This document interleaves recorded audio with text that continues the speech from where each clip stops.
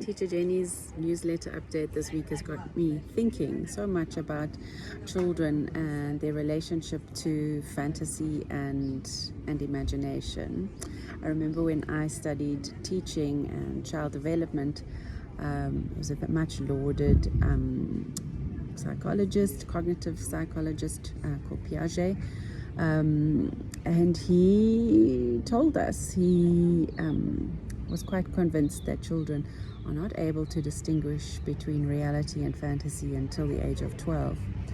I think it's important to stay in touch with the latest research, and also to keep gathering our own research within our school as to really what the truth is about children.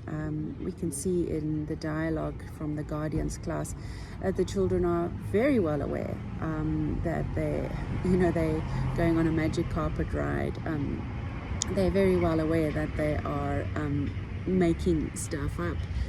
They need to make stuff up. They want to go and visit beloved family members who they are far apart from, and so they develop these fantasy ways of reaching them, of getting to them, going to visit an aunt in Cape Town or a grandmother in Canada.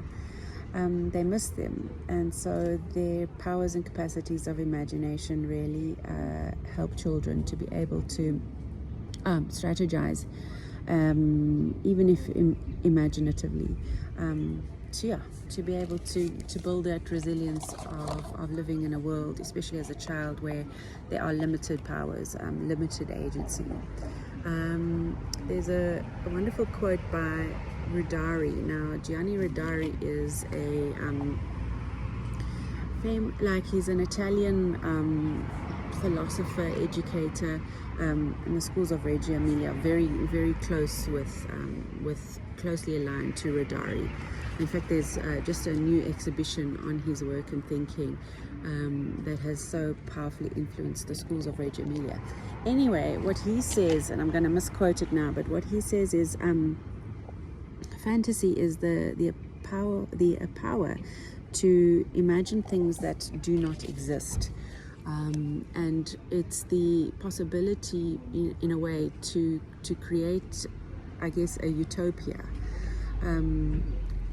I think children have these special powers that can take their eye, their imagination, can take them over the boundaries of existing knowledge. It's a very useful skill in this day and age to be able to think and rethink and imagine new possibilities rather than just regurgitating the old. Anyway, so I was really inspired by this post, thinking also about what schools are for in this day and age. Certainly not only the regurgitation of knowledge, the way that we treat children, by sort of factory style organizations that make them jump through hoops, this banal kind of worlding of children. But Rodari also talks about a pedagogy of the imagination that is a antidote to these plodding curriculums.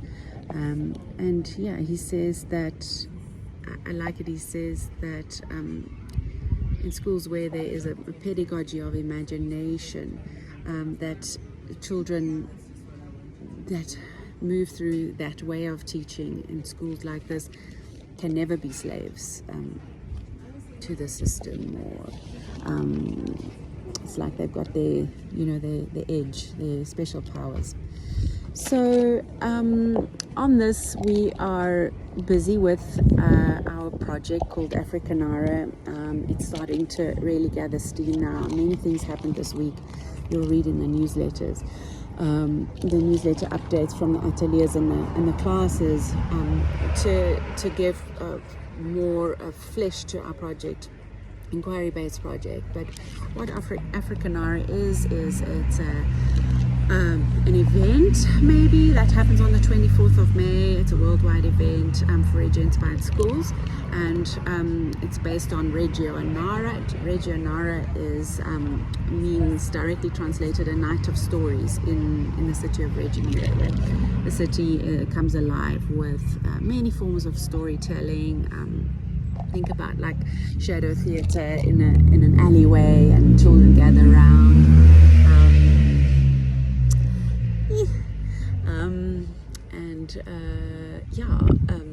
Theatres come alive, school buildings, and so on. So what is taking shape within Small World as we align to this project, this worldwide project, and this like encouragement of imagination and creativity in children, is that on the 24th of May, which is a Friday, we're thinking of, we want to make some books, and each class is most probably going to create what is called an artist's book. Now this is an idea that I got when I went to see an exhibition at the Wits Art Museum, which is basically a collection of artist books, which are books that are created not just only as stories, as illustrations, but also as the books themselves tell a story, either the material of the story, of the pages, or maybe it's a fold out book for certain reasons or whatever.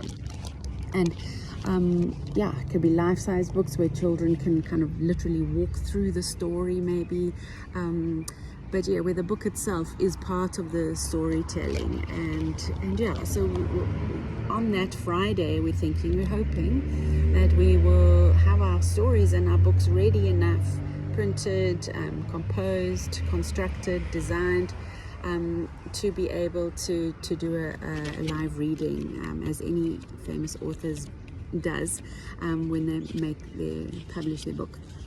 On the Friday morning at Small World School, there'll be coffee.